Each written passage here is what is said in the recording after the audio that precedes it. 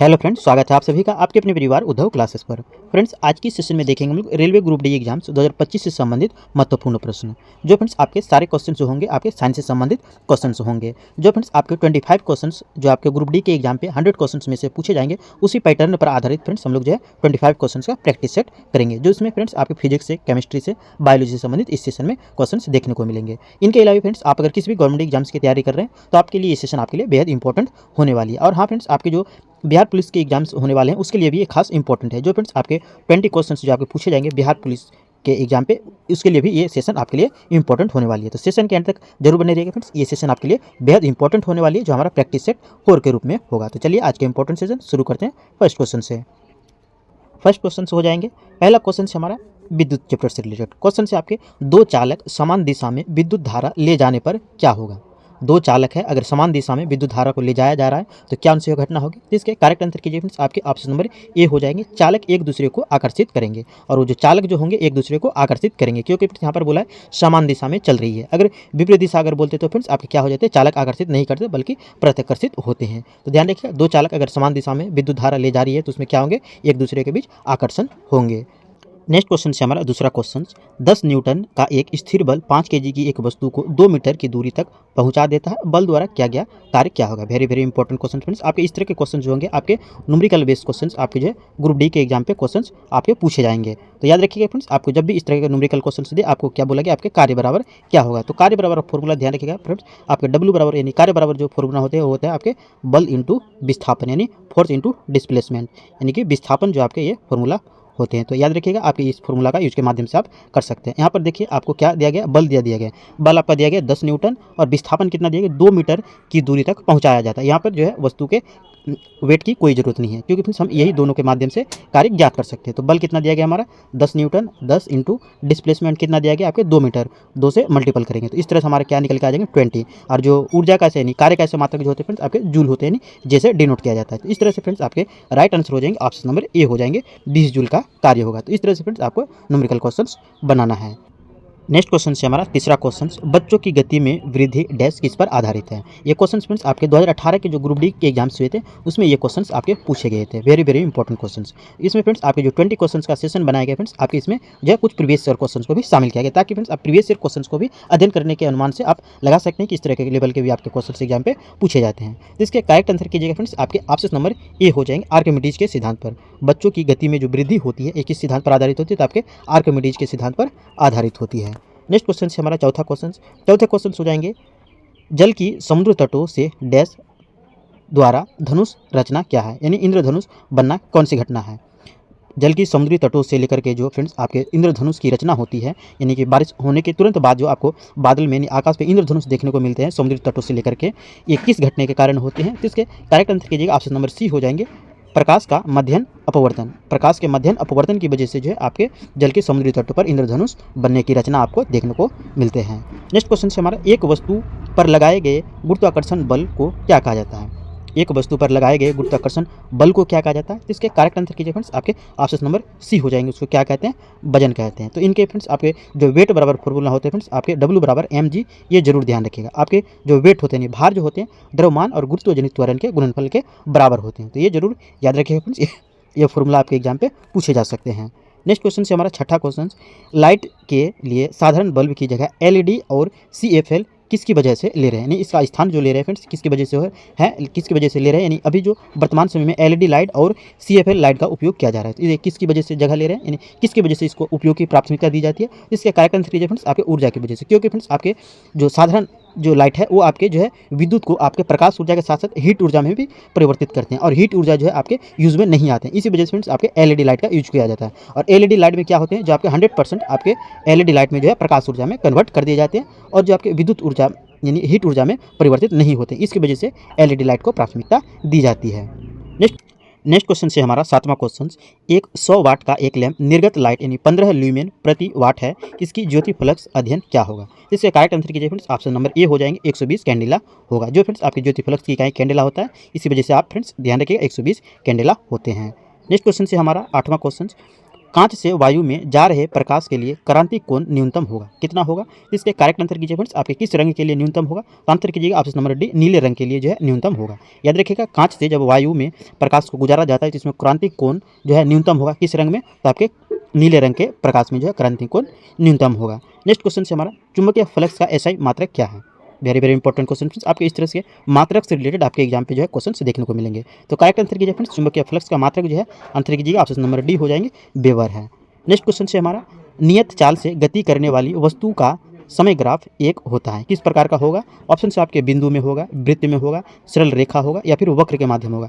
इसके correct answer कीजिए friends, option number C हो जाएंगे, सरल रेखीय होगा। याद रखिएगा, नियत चाल से जब गति करने वाली वस्तु द्वारा समय ग्राफ किस प्रकार का होगा? तो आपके सरल रेखीय होगा। फ्रेंड्स, आप हमारे इन 25 क्वेश्चंस में से कितने क्वेश्चंस के राइट आंसर कर पाते हैं फ्रेंड्स, आप हमें कमेंट बॉक्स पर जरूर बताइएगा। आपके फ्रेंड्स इन 25 क्वेश्चंस में से 20 क्वेश्चंस अगर राइट हो रहे हैं फ्रेंड्स, तो आप समझिए आपकी तैयारी बेहतरीन हो चुकी है। आपके 2025 ग्रुप डी के एग्जाम पे जो सिलेक्शन जरूर हो जाएगा, क्योंकि फ्रेंड्स ये 25 क्वेश्चंस जो बनाए गए आपके काफ़ी हार्ड लेवल के क्वेश्चंस बनाए गए हैं। तो फ्रेंड्स, आप हमारे इन 25 क्वेश्चंस में से कितने क्वेश्चंस के राइट आंसर कर पाते हैं, आप हमें कमेंट बॉक्स पर जरूर बताइएगा। क्वेश्चन से आपके, किसी विलयन में सूक्ष्म आयन का सांद्रण 10 से लेकर के 5 ग्राम परमाणु प्रति लीटर होता है, इस विलयन का पीएच मान क्या होगा? तो इससे करेक्ट आंसर कीजिएगा ऑप्शन नंबर बी हो जाएंगे 5, पीएच मान जो होगा आपके 5 होगा।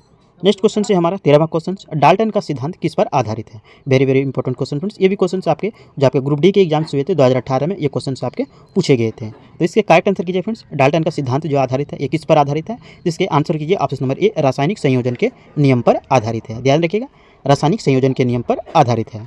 नेक्स्ट क्वेश्चन से हमारा, ऑप्टिकल फाइबर यानी reader OCR, very very important question, ये जरूर याद रखिएगा। OCR का फुल फॉर्म भी कभी कभी पूछ लिया जाता है। OCR के जो फुल फॉर्म होते हैं ऑप्टिकल कैरेक्टर रीडर, ये किसका उदाहरण है? इसके करेक्ट आंसर कीजिएगा ऑप्शन नंबर बी हो जाएंगे, आपके इनपुट डिवाइस का उदाहरण है। नेक्स्ट क्वेश्चन से हमारा, सोडियम कार्बोनेट का रासायनिक सूत्र क्या है? आपके सूत्र से संबंधित आपके एग्जाम पे क्वेश्चंस भी आपके पूछे जाएंगे फ्रेंड्स ग्रुप डी के एग्जाम पे, क्योंकि फ्रेंड्स आपके जो स्पेशली आपके साइंस से संबंधित क्वेश्चंस आपके 25 क्वेश्चंस आपके ग्रुप डी के एग्जाम्स में पूछे जाएंगे। तो फ्रेंड्स, आपके इस तरह क्वेश्चन जो आपके 100% एग्जाम पे पूछे जाने की संभावना बनती है, और जो पिछले ईयर के क्वेश्चंस में भी पूछा गया था। तो याद रखिए, सोडियम कार्बोनेट का जो फॉर्मूला होते हैं उसके राइट आंसर कीजिएगा ऑप्शन नंबर बी हो जाएंगे, Na2CO3। Na2CO3 जो आपके सोडियम कार्बोनेट के फॉर्मूला है। नेक्स्ट क्वेश्चन से हमारा, ईथर एवं बेंजीन पृथक किए जा सकते हैं, किसके माध्यम से पृथक किए जा सकते हैं? तो इसके करेक्ट आंसर कीजिए फ्रेंड्स, आपके ऑप्शन नंबर बी हो जाएंगे, आसवन विधि द्वारा। आसवन विधि द्वारा जो है आपके ईथर को बेंजीन से पृथक किया जा सकता है। नेक्स्ट क्वेश्चन से हमारा, CaH2 यानी कैल्शियम हाइड्रोजन, कैल्शियम हाइड्राइड में H की ऑक्सीकरण संख्या क्या होती है? इसको जो बोलेंगे फ्रेंड्स आपके कैल्शियम हाइड्राइड बोलेंगे। तो ध्यान रखिएगा, हाइड्रोजन की इसमें ऑक्सीकरण संख्या कितनी होती है? इसके करेक्ट आंसर कीजिए ऑप्शन नंबर ए हो जाएंगे, -1 होती है। हाइड्रोजन की जो ऑक्सीकरण संख्या होगी कितनी होगी? आपके -1 होगी। नेक्स्ट क्वेश्चन से हमारा, फ्रेंड्स आपको अगर ये सेशन पसंद आ रही है, आपके लिए हेल्पफुल हो रही है, तो सेशन को एक लाइक और एक शेयर जरूर कीजिएगा। और आप अगर फ्रेंड्स हमारे इस उद्धव क्लासेस पर नए हैं तो उद्धव क्लासेस को सब्सक्राइब कर लीजिएगा और बेल आइकन को भी प्रेस कर दीजिए, ताकि आपको हमारे आने वाले इसी तरह के इंपॉर्टेंट वीडियो नोटिफिकेशन आप तक पहुँचते रहे। नेक्स्ट क्वेश्चन से हमारा 18वां क्वेश्चन, यूरिया जिसे फ्रेंड्स आपको कार्बोमाइड कहते हैं, यूरिया का अन्य नाम जो है आपका कार्बोमाइड कहते हैं। यूरिया NH2CO NH2 का द्रव्यमान संख्या क्या होगा? यानी कि जो यूरिया का जो फॉर्मूला होते हैं फ्रेंड्स, ये होते हैं आपके NH2CO NH2, इसका द्रव्यमान संख्या क्या होगा? तो इसके करेक्ट आंसर कीजिए ऑप्शन नंबर सी हो जाएंगे, 60 इसके द्रव्यमान संख्या होते हैं। यूरिया से रिलेटेड फ्रेंड्स आपके कई सारे एग्जाम में क्वेश्चन पूछे जाते हैं। यूरिया का जो आविष्कार किया गया था वो आपके बोल्हर के द्वारा किया गया था। याद रखिएगा, आपके बोल्हर के द्वारा जो है इसका आविष्कार किया गया था। ध्यान रखिए, ये क्वेश्चन आपको पूछा गया था। और यूरिया में जो आपके नाइट्रोजन की प्रतिशत जो मात्रा होती है फ्रेंड्स आपकी कितनी होती है? तो वो भी याद रखिएगा, आपके 46% जो होते हैं आपके नाइट्रोजन की मात्रा पाई जाती है आपके यूरिया में। और यूरिया का जो ये फॉर्मूला है फ्रेंड्स, ये आप जरूर याद रखिएगा, क्योंकि पूछे जाने की संभावना है आने वाले एग्जाम्स में। नेक्स्ट क्वेश्चन से हमारा, सौर ऊर्जा किसके द्वारा उत्पन्न होता है? सूर्य जो है आपके, उसमें सूर्य में जो ऊर्जा का स्रोत है किस विधि द्वारा उत्पन्न होता है? इसके करेक्ट आंसर कीजिएगा ऑप्शन नंबर ए, संलयन प्रक्रिया। संलयन प्रक्रिया के द्वारा जो है आपके सूर्य में ऊर्जा का स्रोत माना जाता है। जो आपके हाइड्रोजन का जो है आपके हीलियम में रूपांतरण होते हैं, इसी वजह से इसमें बोला जाता है कि हाइड्रोजन का संलयन हीलियम में होता है, और इस वजह से आपका संलयन प्रक्रिया का नामकरण कर दिया जाता है। नेक्स्ट क्वेश्चन से हमारा 20वां क्वेश्चन, गुण सूत्र किससे संबंधित है? गुण सूत्र किससे संबंधित है? इसके करेक्ट आंसर कीजिएगा ऑप्शन नंबर हो जाएंगे, आनुवांशिक लक्षणों के संचरण से। आंसर कीजिएगा, आनुवांशिक लक्षणों के संरचना से संबंधित है आपके गुण सूत्र। जो फ्रेंड्स आपके मानव शरीर में जो आपके 44+2 आपके गुण सूत्र होते हैं, यानी टोटल जो आपके 46 होते हैं, इनमें से जो आपके 44 गुण सूत्र होते हैं, तो इसमें मानव शरीर के निर्माण में सहायक हैं, और बाकी जो 2 जो है फ्रेंड्स आपके इसमें जो है आपके लिंग निर्धारण में सहायक होते हैं। तो याद रखिएगा, कभी कभी एग्जाम पे भी क्वेश्चंस आपके पूछे जा चुके हैं कि मानव शरीर में मानव शरीर का निर्माण करने के लिए कितने गुणसूत्र की आवश्यकता होती है, तो आपके 46 यानी 44 गुणसूत्र की आवश्यकता होती है, और जो 2 जो है आपके लिंग निर्धारण में सहयोग होते हैं। इस तरह से आपके टोटल जो गुणसूत्रों की संख्या होती है मानव शरीर में 46 हो जाती है। नेक्स्ट क्वेश्चन से हमारा, मानव शरीर की कोशिका में डैश पाए जाते हैं, क्या पाए जाते हैं, यानी मानव शरीर की कोशिकाओं में कितने गुणसूत्र पाए जाते हैं, यहाँ पे जोड़ी के संदर्भ में पूछे गए हैं। तो इसके करेक्ट आंसर कीजिए फ्रेंड्स, जस्ट पहले वाले क्वेश्चन से पता चला होगा। आपके राइट आंसर हो जाएंगे ऑप्शन नंबर डी, 23 जोड़ी गुणसूत्र पाए जाते हैं।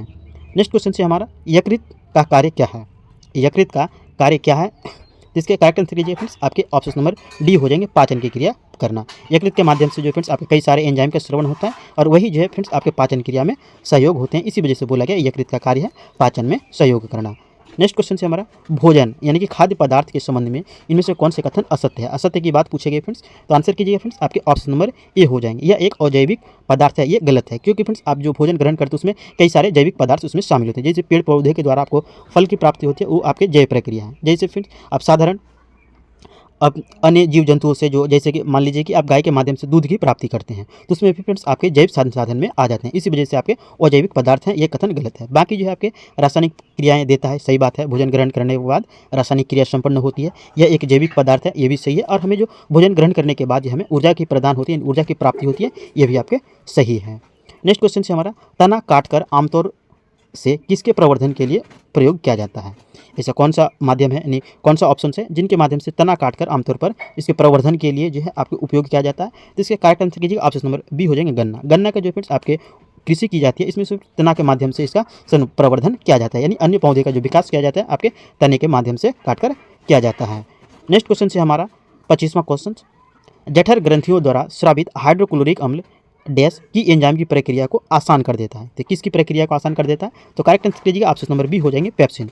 पेप्सिन पाचन एंजाइम की क्रिया को जो है आसान कर देता है, कौन, आपके हाइड्रोक्लोरिक अम्ल। और हाइड्रोक्लोरिक अम्ल का श्रवण कौन करते हैं, तो आपके जठर ग्रंथि के द्वारा इनका श्रवण होता है। तो फ्रेंड्स हमारा ये 25 क्वेश्चंस का प्रैक्टिस सेट यहीं से समाप्त हुआ। अगर फ्रेंड्स ये सेशन आपके लिए हेल्पफुल हुई है, आपको पसंद आई है, पर्सनल क्वालिटी कंटेंट आपको यूजफुल लगे फ्रेंड्स, तो उस सेशन को एक लाइक और एक शेयर जरूर कर दीजिएगा। और आप अगर हमारे इस उद्धव क्लासेस पर नहीं है तो उद्धव क्लासेस को सब्सक्राइब कर लीजिएगा और बेल आइकन को भी प्रेस कर दीजिएगा, ताकि आपको हमारे आने वाले इसी तरह के इंपॉर्टेंट वीडियो आप तक पहुँचते रहे। अब फिर मिलते हैं फ्रेंड्स इसी तरह के इंपॉर्टेंट सेशन के साथ नेक्स्ट वीडियो में। Thanks for watching.